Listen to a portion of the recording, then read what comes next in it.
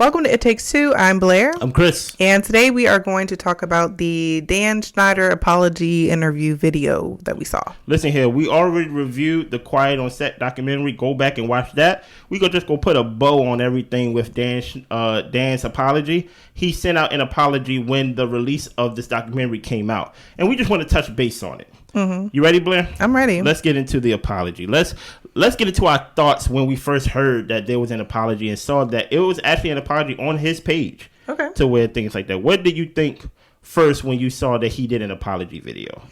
At first, I thought that, okay, like PR, whatever the case may be, like definitely this is the next step that you're supposed to do is come out with an apology. Mm-hmm. I just wish it felt a little more genuine and heartfelt. It didn't hit for me for whatever reason. And I know it wasn't for me. I wasn't involved, but it just didn't hit for me. Why not? Because I just felt like, there's like different parts in the apology. So the first thing is he acknowledges people's stories and how they felt. Yeah. And he says that if he could go back, like he wouldn't be as angry and he would probably treat people better and things of that sort. And he just admits that he was just an immature, pretty much crazy guy at the time. Mm-hmm. And I also felt that when he's talked about what happened to Drake, he kind of got teary-eyed in a sense. Yeah. But as soon as he got over that conversation, I think Tebow, the guy's name was just like, do you need a minute? He was like, no, we can keep pushing forward. Mm-hmm. And it just didn't seem like that emotion that he displayed was real to me. I don't know.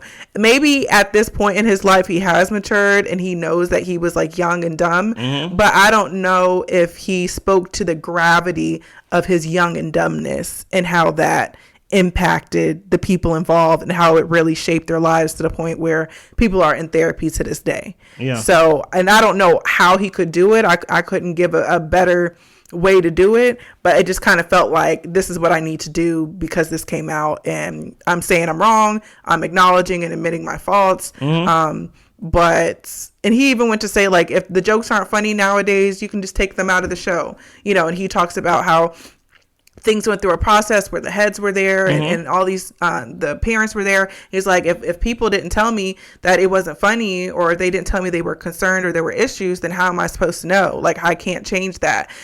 Without really taking into the fact that people wanted to be on his good side. Kids wanted to have careers. He was the big guy in charge, and just his position alone made people not want to confront him with their issues. Yeah. And I think he knows that and acknowledged that, but I don't know if he senses the gravity of that, what it means to people's lives. I don't know. Yeah. I'm going to break it down to why I don't believe his apology completely. Okay. Not saying that I don't believe apologies. I do believe in the power of apologizing and confronting when you do wrong, giving people that peace of mind of, I'm sorry I did this to you. I just don't believe he did it. You get what I'm saying?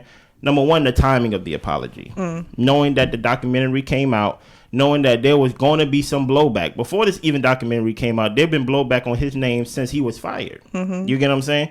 So I find it very ironic that when this documentary came out, him having some idea of what was going to be in it because, producers asking him basically what he thinks and things of that nature. If you watch the documentary, there was definitely some times where they wrote on the screen, Dan Schneider do not agree with what was shown or said and things like that. So they definitely been in contact. So I don't believe his apology based on the timing of it. I do believe it was just some type of like, okay, we need to do some type of like management because you about to look crazy out here. Yeah. Something as simple as women sharing salaries and things like that. He said that it was a common thing in Hollywood and that not only first time writers, women did it, that he did it under his power. He said men did it as well, that he hired men that shared salary too. But we didn't see that in the documentary. You get what I'm saying? There's no testament of that.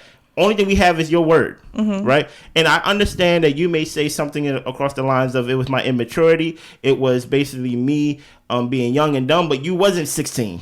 Yeah. You wasn't 18. You was an able-bodied adult with power. And I think with power, people put it like this. When you have that type of power and there's someone more powerful than you take that from you, then all of a sudden you want to have this like come to Jesus moment of the like, you know what?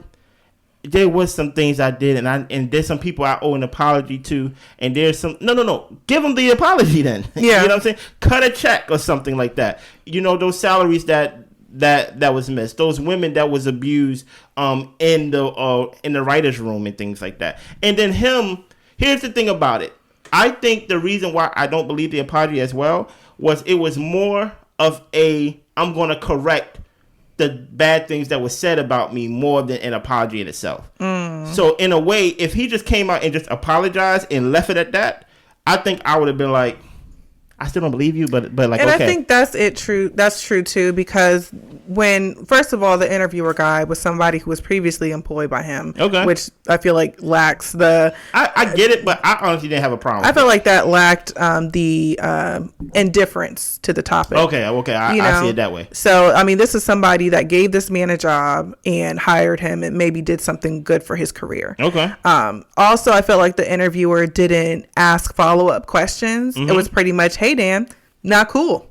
Right? And he's like, you're right. It wasn't cool. And I wouldn't do it again. Okay, on to the next thing. Like, there was no deep diving, trying to understand where were you coming from? Yeah. Why did you do this, people? Like, what was your intentions? Like, we couldn't dig deep down into the psyche of this man at this time and to actually feel his remorse. And to that, that's why I think you hit the nail on the head. When you give an apology, especially when it comes from what we seen in that documentary, what everybody's seen, you have to put yourself in an uncontrolled environment. Yeah. You have to put yourself in front of an interviewer whose basically goal is to basically get to the truth. Yeah. It did feel kind of scripted, as if they had points that they wanted to touch on. And the thing about it is the fact that you probably chose the interviewer is on your page. It's too controlled. It feels too produced. Right. And going back to your point, or like the point that I made earlier that would support your point about, hey, if you just would have apologized and not go on some like, I was never kicked out of a writer's room. And I'm just like, what do that matter? Or even to the point where the interviewer asked him about, what about the split salaries with the women? And he was saying that's something that happened. I mean, and talked about how a man and a woman split a salary on a different project of his and all this type of stuff. And I'm just like, okay, it could be that that's something that happened, but the lady actually called and sued and was proven to be correct in the fact that that shouldn't be the standard. Yeah. And then you had to correct the situation. Exactly. So even if it's something that did happen, you probably weren't following what the standard was. The actual protocol of what should be done. Right. And then the other thing that really rubbed me the wrong way is when the man said that he couldn't... They brought up the whole race situation and how there were some black actors who felt they were treated differently. And the guy kept going on to say, I can't speak for other people's experiences, but I can say you were awarded for diversity and I had a great experience and all this type of stuff. And I'm just like, well, you saying that downplays other people's experience. You definitely dismissed the other people's accusations that quickly. Right. So just even though you're not speaking on their situation, but you're saying it in the light that, well, I didn't experience it. Well, that doesn't mean that it's not true. Of course, we're not speaking of your experiences. You are the interviewer, right? And you were already a grown man at the time. So like, it's not even the whole perfect point. The fact that he even said, "Hey, listen, I just want to let you know, you're the man, Dan." You know, what I mean? It's just like, no. Of course, we're not speaking on. That's the thing. Whenever you give an interview, tips on giving a great interview, don't make it about you. Don't even mention you. You should basically just be a ghost that's just speaking. Yeah. So the fact that he tried to basically, I think, produce answers out of Dan, or maybe Dan is a writer. Maybe he wrote this whole thing out together. That it do some type of fix it out. Like, no, if you really want to give an apology, Dan, go on someone else's turf. Let them ask you the questions. Because here's the thing about it. If you are really sorry about your apology, the truth don't need to be rehearsed. Right. Just tell the truth. If the truth is, I was a monster, I was power hungry, I really didn't understand the gravity of my decisions, then just say that on TV. It don't have to be this produced. It don't have to be this scripted and things of that nature. Just basically say, I'm a bad person. And truth be told, you cannot be looked any worse than what you are right now. So you might as well go on Good Morning America. You might as well sit in front of, who is Gail? Yeah. okay, because Gail will get into you. Yeah. You know what I'm saying? You might as well we can get a thorough interview discussion and get down to business. Yes, and the thing about it is, if you're really sorry, you would take on whatever blowback your apology gives in that moment.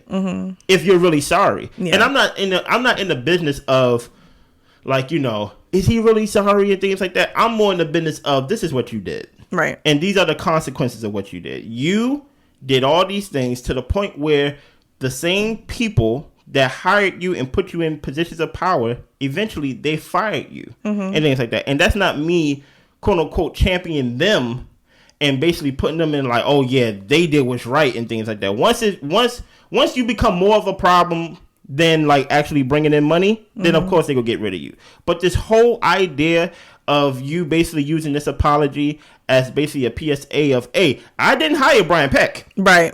You get what I'm saying? I just want to let y'all know. And over talking about, it's crazy how Disney hired him after the fact, know? But we ain't talking about Disney. No, we talking about you. We talking about you though, Dan. You get what I'm saying? And I think Dan used the opportunity. This was a 20-minute apology, 19 minutes and things like that. And he used 2 minutes, maybe 3 minutes apologizing, and used the other 16 minutes basically trying to debunk the truth that was said. I wasn't banned from a set. No, not me.